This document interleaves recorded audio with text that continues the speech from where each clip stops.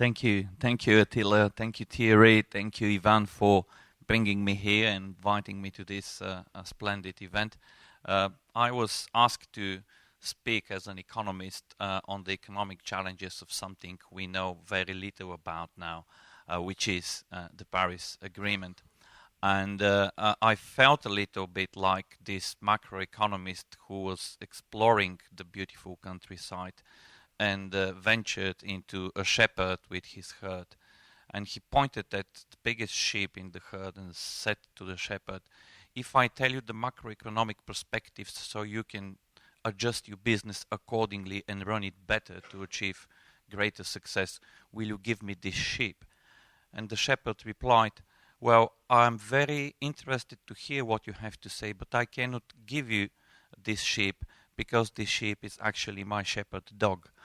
So macroeconomists always feel a little bit distant from how business is really run on day-to-day basis. And I must admit that indeed we have to confess we quite often forget the struggles and the everyday issues people like you who are closest to the clients and to what happens every day need to address. So, the Paris Agreement.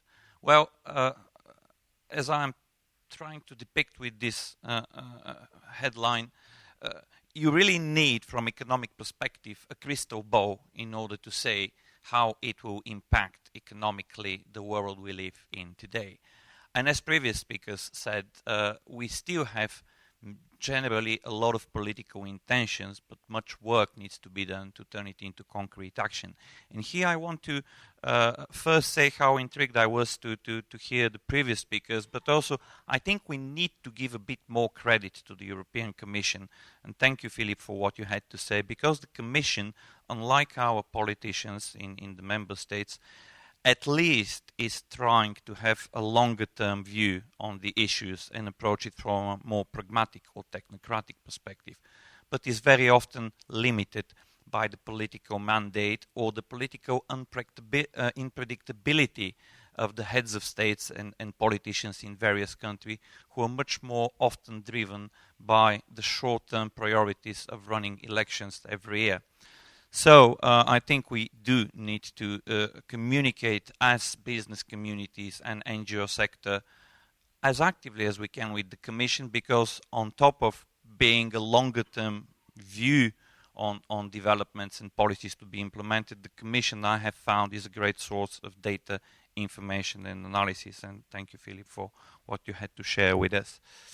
So, well, what would be the direct impact of Paris Agreement? We can for sure say, well, we do know that in the next 5 years, the automotive industry and their suppliers will have to invest at least $400 billion into finding balance between performance of the vehicles and complying with new regulatory environment, which is not yet clear how it will develop. And at the same time, there is another major economic downshift which is happening, and it is happening for completely unrelated to the Paris Agreement issues. And it is that in the next few years, the downstream sector of energy production will actually cut investment by nearly $2 trillion. It's a number so big that I cannot put it on a slide. But 2015 and 2016 are the first 2 years in history when we will see investment being reduced for 2 consecutive years in the downstream, in exploration and production. And this is on average between 15 and 20% per year. But talking about the Paris Agreement, and before I continue with something which I thought would be more practical rather than trying to dissect the Paris Agreement from a macroeconomic perspective, I want to go back to 65 years ago to the other Paris Agreement, which established the European Coal and Steel Community. And next month we'll celebrate the 65th anniversary of what eventually became the European Union. And the key issues at the time of signing the Paris Agreement of 51 was security and economy in Europe, which was devastated by the worst war in human history. Today, we have another very major addition to these strategic goals of the European Union, which is the environment and what we do in order to have both security and economy in a better preserved environment. And here I want to divide my talk in three parts. I want to speak first a little bit of the realities and what's been happening over the last 10 years in America, and from the downstream to the upstream, how it has impacted the energy market and the oil economy. Then come back to Europe and see what the realities are today, and at the end try to look into a particular case where perhaps we can have some immediate solutions, and stepping further into trying to achieve what the Paris Agreement has intended to leave as political legacy. So security. This is probably not the best picture of HMS Illustrious, the small ship on the left. That was the oldest Royal Navy ship until 2014, and the last carrier which the United Kingdom had before it was decommissioned, and is expecting the commission of a new, much larger carrier in the next year, HMS Queen Elizabeth.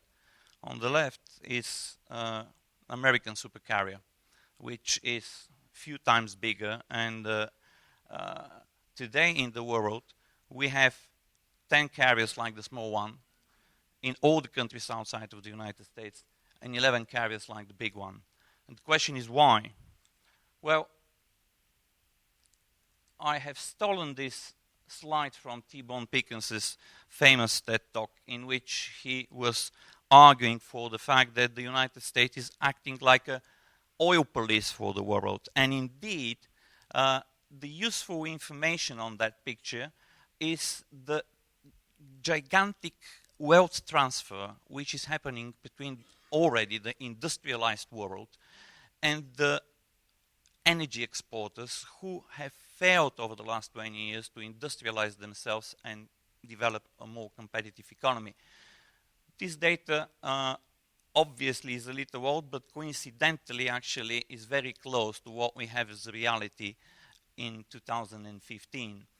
And as you can see, in the past, the United States kept permanently 3 supercarrier strike groups in the vicinity of the Persian Gulf and in the Middle East, because it takes at least one of them to keep the Hormuz Strait open, and it takes only one frigate to actually get it closed. So the United States has spent enormous amounts of money and resources to safeguard and protect its own interest when it came to the security of oil transportation on the global map. But over the last 10 years, something dramatically changed, not only the attitude of the United States, but the reality in the oil and gas sector as a result of the shale revolution. And the shale revolution has been accredited much to technology, and indeed it has played a vital role. But the technology which made it possible has been available since 1947, and it has improved with the introduction of digital technology and many others. But what made the shale revolution possible was not so much technology. It was the reality of low interest rates, accessibility to nearly unlimited amount of cheap money in the first decade of the century, and very high and rising oil prices during that same time. So it wasn't the ambition to reduce carbon or do anything, which led, as a result of the shale revolution in America, to a factual and real reduction of their carbon emissions. It was pressured by the very high price of oil, which fostered competitiveness in finding cheaper energy source, which shale gas turned out to be, and at the same time energy efficiency, which was catching up, again as a result of competitiveness and businesses trying to get more for their money. So the projections of the EIA for the next 20 years is that shale gas in the United States only will form about a half of the entire production of gas in the United States. As a result of it, this is the naval update map of the US Navy as of last week. The difference you can spot instantly on this picture compared to T-bone Pickenses is that there is only one supercarrier striker now in the Middle East in the Fifth Fleet. And although this is only illustrative, the thing is that the United States are moving back from the Middle East. They are losing political and military strategic interests there, as they have less and less dependency on oil and fossil fuels coming from that region. If we come back to Europe and see what's happening today in the oil sector, like the United States, we consume about 20 billion barrels a day of oil, of which we produce just a bit over 8, and we import about a third from Russia. 28% of our oil comes from Russia. For Russia, the European Union is about 90% of their export market for oil. Very similar situation in the gas sector. We produce about 40% of the gas here in Europe and in Norway. But again, about a third comes from the Russian Federation, and to them this is an extremely vital and important market. So Europe continues to facilitate this massive transfer of wealth from its industrialized economy to the lagging behind economy of Russia, which particularly over the last few years, for political reasons, has become an adversary and a rather hostile country to the European Union itself, particularly after the invasion of Crimea and the conflict in Ukraine. Today we also see Russia very militarily active in the Middle East, and that is also related to many other strategic, security, migration and economic problems the European Union is now experiencing. The Munich conference earlier this year, most participants from Europe and the United States came to agreement that in fact the regime in Kremlin today poses the greatest outside threat to the European Union, and it has become a greater threat to the unity of the Union than terrorism and other global challenges. So, well, in summary, we are dependent as economy on oil imports, and we are dependent on a country and on other countries which are particularly hostile to our global and domestic agenda in Europe. It's no surprise then, particularly in the countries in New Europe, Russia has maintained the legacy of very high dependency of those economies on the supplies, particularly for natural gas from Russia. They vary between 80 and 100%, and much political influence has been invested by Russia, according to NATO Secretary General Stoltenberg, to preserve this position as well as to block advances in technology, and particularly when it comes to exploration of shale gas and non-standard gas sources in Europe. And you know, it's not surprising that in Europe, instead of one common market for energy, particularly when it comes to natural gas, we've got 28 different markets, and the darker the color, the higher the prices, and obviously closer to Russia, because that's where the countries are much more dependent on Russia as a source. What did we decide to do in Europe? Instead of embarking on technologies which could give us better competitive edge on production, growth into our economy, we actually started strategizing about building more pipelines from Russia again, in order to secure and increase supplies from there on natural gas. This map also shows another failure of policy and intentions, because for purely economic and practical reasons. The a red line of Nabucco is completely out of the picture now, and that was not only because people and countries couldn't agree on how to fund it, but because it didn't have enough economic momentum behind it to make it possible. South Stream has collapsed as well, although many attribute that to the political tensions between the European Union and Russia. But the fact is that ever since prices of oil and gas have went down so dramatically, South Stream as well makes absolutely no economic sense, and it will be extremely difficult, if not totally impossible, to finance a large project like that. And then we are left only with a Nord Stream to increase the capacity which Russia is supplying to Germany and North of Europe, which again has become very debated. But none of those, in one way or another, would increase the competitiveness of our economies and make us less dependent on external sources.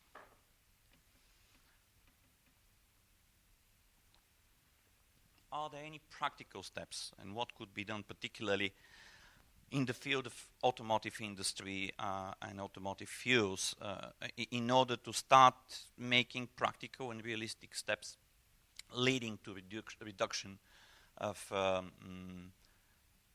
carbon emissions and finding a working and reasonable bridge between where we are today to the elimination of fossil fuels? I am skeptical that fossil fuels will disappear because government officials will meet in Brussels and decide on that. Many attempts like that have been done on various topics in the past, and they never lead to what the intention was. But as Sheikh Yamani said more than 20 years ago, when he was chief of OPEC and Minister of Oil of Saudi Arabia, and it has become one of the most quoted, if not banal, quotation about the future of the oil industry. We didn't, the Stone Age didn't finish because we ran out of stones. The Stone Age finished because we invented the bronze tools, and they were much more effective and efficient in creating value. So I would always put my bet much more on the technological developments, which could be helped, but also not by policy making. And it's very, very difficult to expect technological development leading us to where we want to be by the end of the century if policy making and pan-European regulation is actually harming in one way or another competitiveness. Well, this is not the Rorschach test, although it looks very much like it, but I picked that map because I wanted to raise a question among this audience about something practical which could be done perhaps immediately in order to achieve emission reduction as well as more competitiveness for the economy and the sector in the automotive industry. And this is the map of the stock of heavy-duty vehicles all over the world. As the map shows, I mean, Europe is disproportionately large because we own here more heavy-duty vehicles, if we also have the countries which are non-EU members, more than China, Russia, Africa, and the Middle East put together. On much smaller territory than the North America and the United States, with more or less, similar size of the economy and population, we own twice as many heavy-duty trucks here and run them every day than the North American continent per se. About 70% of the oil actually goes to produce automotive fuels, and heavy-duty vehicles are obviously not only a very large consumption of those fuels, but the heavy-duty trucks ain't gonna run on batteries. They will not become electric in the near future, and although technology has been progressing and they have become about 30% more efficient than, let's say, 30 years ago, the operative cost related to the fuel in the heavy-duty truck sector is about 30% of the total operative cost. I mean, it is up to the amount of what you pay for drivers and operating machine. So big opportunity there. On this map we see how it will develop as a market in the next 15 years by the 2030 target of the Paris Agreement. Oh, it's growing. Europe shows with 17+% only, and non-EU members with 40%. But we are already very large. Only the increment in Europe will be so substantial that there is no immediate alternative fuel technology or propulsion which by 2030 can substitute the propulsion system we are running today in the heavy-duty trucks. And when we look to the rest of the world, we see also a very steep growth in this sector. And last night over dinner we were talking about the fact and the observation that Europe very often is so important about global policy making and economic developments because it unintentionally sets standards. When other countries are creating new legislation or trying to embark on new policies, very often their officials, civil servants and politicians are trying to copy and paste and adapt something which they have seen already tried and tested in Europe. That's why what we do in the automotive sector, and with this particular example in the heavy-duty trucks, may be of enormous impact and importance, not only to us in Europe, but to the rest of the world. And the immediate question really is, what can be done, or is it possible to have a rapid shift from diesel and petrol to natural gas? Natural gas does not need to be refined. It is 130 octane. It is 25% cleaner to burn than diesel or petrol. It is readily available, but there are two obstacles in Europe which actually give us disadvantage vis-a-vis America. First, we have not explored enough our own resources on the continent and have not developed the technologies which allow us to explore them in a clean, safe and prudent way. And second, we lack the infrastructure of supplying the gas to the end client. And these are issues which are only theoretically debated, but there are neither policies, no immediate action which is making them happen. The worst enemy of the Paris Agreement and the targets there is in fact the current conjuncture of the price of oil and related fuels. Because when the prices are as low as they are today, the motivation for developing technology obviously goes down. And here, though, I would like to counter-argue T. Boone Pickens about the proposition he made a few years ago that the age of cheap fuel is over. Well, I think that we are now experiencing the end not of cheap fuels but of expensive fuels, because with the technologies and the exploration which has already taken place in the United States, there is natural cap of where prices of gas and oil will be in the many years to come, because as soon as they start rising, all those thousands of wells which are already operational or shut down because it's economically not viable to run them at very low prices, are switched on again, and the supply side overwhelms the demand side, and we probably will see a cap of fuel prices between $40 and $50 per barrel for quite many years to come. OPEC countries and Saudi Arabia have lost their swing producer control on prices. They are not anymore the marginal producer. And the shale revolution has also changed something very, very substantial to the entire industry. With the shale technologies in the United States, they don't need to transport oil or gas from the other side of the world. The fossil fuel is produced more or less where it's consumed. And many of you would know better than I that very often in the price of automotive fuels, the transportation of the fuel itself comes to about half of the total price. So the question is natural gas the obvious next step and the bridge fuel between now and when we have the technology and the capacity and the competitiveness of the economy to further reduce the use of fossil fuels.